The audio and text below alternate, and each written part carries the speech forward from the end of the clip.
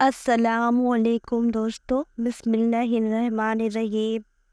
سورہ کوثر قرآن کی 108ویں سورہ ہے۔ یہ قرآن کے 30ویں پارے میں موجود ہے۔ یہ قرآن کی سب سے چھوٹی سورہ ہے۔ کچھ لوگ اسے مکی سورہ کہتے ہیں اور کچھ لوگ اسے مدنی سورہ کہتے ہیں۔ یہ سورہ ہے بہت چھوٹی، لیکن اس کو پڑھنے کے بے شمار فائدے ہیں۔ سورہ کوثر کب نازل ہوئی تھی؟ یہ سورہ تب نازل ہوا تھا جب ہمارے پیارے نبی حضرت محمد مصطفیٰ صلی اللہ علیہ وسلم بہت برے دور سے گزر رہے تھے۔ اس وقت مسلمانوں پر بہت ظلم ہو رہے تھے اور مسلمانوں کی تعداد بھی بہت کم ہو گئی تھی۔ اس کے علاوہ جب ہمارے پیارے نبی کی دونوں اولادوں کی موت ہو گئی تھی، تب کسی دشمن نے پیارے نبی کو کہا تھا کہ اب تمہارے کوئی اولاد نہیں بچے گی۔ دشمنوں نے حضرت محمد مصطفیٰ صلی اللہ علیہ وسلم کو کہا تھا کہ اسلام آگے بڑھانے کے لیے تمہاری نسلیں ختم ہو چکی ہے، اب تمہارا کوئی ونش نہیں بچا ہے، کیونکہ پیارے نبی کے دونوں بیٹوں کی موت ہو چکی تھی۔ اس وقت ہمارے پیارے نبی کی 2 سے 3 بیٹیاں بھی تھیں، لیکن اس وقت بیٹوں کو ہی ونش چلانے والا مانا جاتا تھا۔ دشمنوں نے آپ کا بہت مذاق بنایا۔ ایسے برے اور مشکل وقت میں اللہ نے سورہ کوثر کو نازل کیا۔ سورہ کوثر میں کن باتوں کا ذکر ہے؟ سب سے پہلے جو سب سے ضروری بات اس میں بتائی گئی ہے کہ جب کسی کو اپنی زندگی سے کھو دیتے ہیں تب اللہ اسے کسی اور چیز میں بدل دیتا ہے۔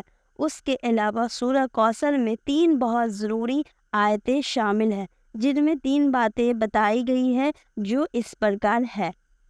پہلی آیت میں یہ بتایا گیا ہے کہ جنت میں کوثر نام کی ایک ندی ہے جو جنتی لوگوں کے لیے بنائی گئی ہے، جس کے کنارے سونے کے ہوں گے، اور یہ ندی موتی کے اوپر بہے گی، جس کا پانی دودھ سے بھی زیادہ سفید ہوگا اور شہد سے بھی زیادہ میٹھا ہوگا۔ یہ ندی کا پانی سبھی جنتی لوگوں کے لیے ہوگی جو ہر روز اس کا پانی پی سکیں گے۔ دوسری آیت میں یہ بتایا گیا ہے کہ ہمیں ہمیشہ اللہ سے دعا کرنا چاہیے اور اسی کے لیے ہمیں اپنی ساری چیزیں قربان کر دینی چاہیے، چاہے وہ وقت ہو یا دولت، سب کچھ اللہ کے لیے ہی کرنا چاہیے۔ اس سے یہ مطلب ہے کہ جب آپ اپنی ہر چیز اللہ پر قربان کرتے ہو تب اللہ آپ کو اور زیادہ دیتا ہے۔ اس آیت میں اللہ نے پیارے نبی کو اونٹ کی قربانی کرنے کا بھی حکم دیا تھا۔ اس وقت اونٹ کی قربانی اپنی دولت قربان کرنے جیسا تھا۔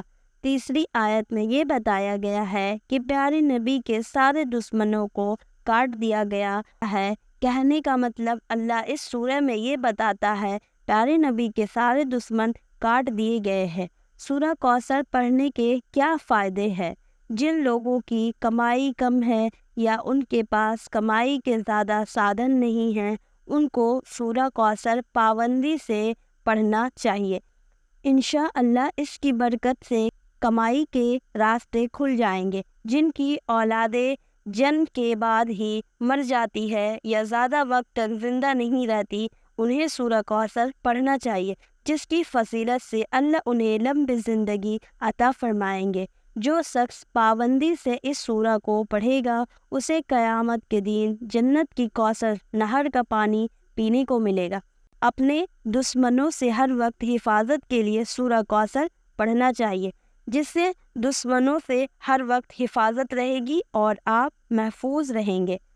سورہ کوثر کی برکت سے آپ ہر طرح کی بیماری سے محفوظ رہیں گے۔ اگر پہلے سے کوئی بیماری ہوگی وہ بھی اس سورہ کی برکت سے ختم ہو جائے گی۔ سورہ کوثر پابندی سے پڑھنے والے شخص کی ہر مراد پوری ہوتی ہے، اس لیے ہر مراد کو پوری کرنے کے لیے سورہ کوثر پڑھیں۔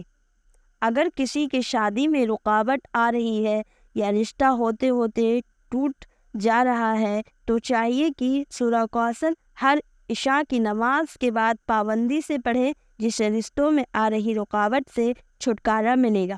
اگر کسی کی یادداشت کمزور ہے یعنی اسے کچھ یاد نہیں رہتا تو اسے اس سورہ کو ضرور پڑھنا چاہیے، جس سے اس کی دماغی حالت میں سدھار ہوگا اور یادداشت مضبوط ہوگی۔ سورہ کوثر غریبی کم کرنے اور اپنے مال کی حفاظت کے لیے پڑھتے رہنا چاہیے۔ اگر کسی کا بیوپار یا بزنس بہت اچھا چل رہا ہے اور وہ چاہتا ہے کہ یہ بیوپار ایسا ہی چلتا رہے، تو اسے پابندی سے سورہ کوثر ہر دن پڑھنا چاہیے، جس کی فضیلت سے بزنس میں بہت منافع ہوگا۔ اس کے علاوہ بھی اس سورہ کو پڑھنے کے بے شمار فائدے ہیں۔ ہمیں چاہیے کہ ہم قرآن کی ہر سورہ کو پابندی سے پڑھیں اور اس میں بتائے گئے راستوں پر عمل کرنے کی کوشش کریں، تاکہ ہم اللہ کی عذاب سے بچ سکیں اور ایک بہتر زندگی گزار سکیں۔ سورہ کوثر کب پڑھنا چاہیے؟ بہت سے لوگ سوچتے ہیں کہ اس سورہ کو پڑھنے کا سب سے اچھا وقت کون سا ہے۔ بہت سے لوگ ایسا کہتے ہیں کہ اس سورہ کو اتنی مرتبہ پڑھنے سے ایسا ہوگا، یعنی کوئی 33 مرتبہ پڑھے گا تو ایسا ہوگا، کوئی 21 مرتبہ پڑھے گا تو ویسا ہوگا۔ ایسا کرنے یا کہنے سے فرق نہیں پڑتا۔ فرق یہ پڑتا ہے کہ آپ سورہ کوثر کو کتنی محبت سے پڑھ رہے ہیں، کتنا دل لگا کر پڑھ رہے ہیں، کتنی خوشی سے پڑھ رہے ہیں۔ اگر آپ صرف کسی کے کہنے پر سورہ کوثر کو 21 یا 23 مرتبہ پڑھ کر اس کام سے نپٹنے کا سوچتے ہیں تو وہ غلط ہے۔ آپ سورہ کوثر کو جتنا دل سے پڑھیں گے اور اللہ سے دعا مانگیں گے تو اللہ آپ کی دعا کو ضرور سنیں گے۔ پھر بھی ہم آپ کو بتا دیتے ہیں کہ اس سورہ کو پڑھنے کا سب سے بہتر وقت کون سا ہے۔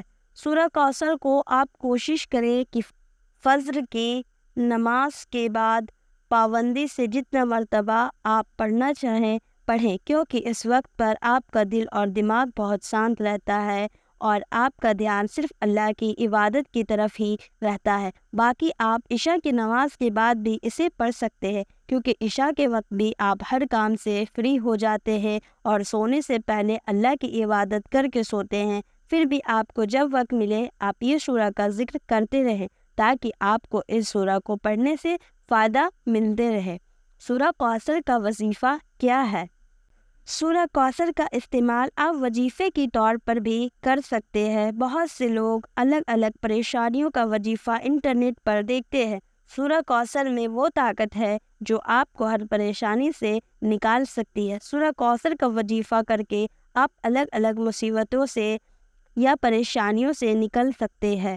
ہم نے دیکھا ہے کہ انٹرنیٹ پر سورہ کوثر کو لے کر الگ الگ وظیفے بتائے گئے ہیں۔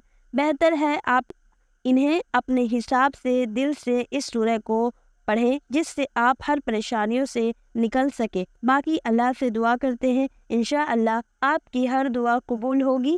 اللہ ہم سب کو قرآن کی تلاوت کرنے، دین پر چلنے اور 5 وقت کے نمازی بننے کی توفیق عطا فرمائے، آمین۔